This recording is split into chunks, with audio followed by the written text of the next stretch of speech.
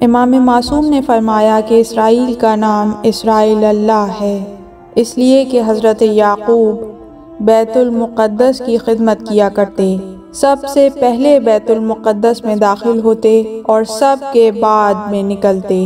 वो उसकी कंदीलें और शमें रोशन करते और जब सुबह होती तो उनको बुझाते। इत्तफाक से एक दिन आप बैतुल मुक़द्दस में शब को सो रहे थे कि देखा कि एक जिन कंदीलों को बुझा रहा है।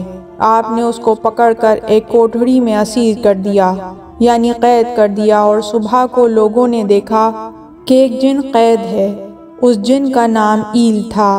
उस वक्त से हज़रत याक़ूब का नाम इसराइल हो गया।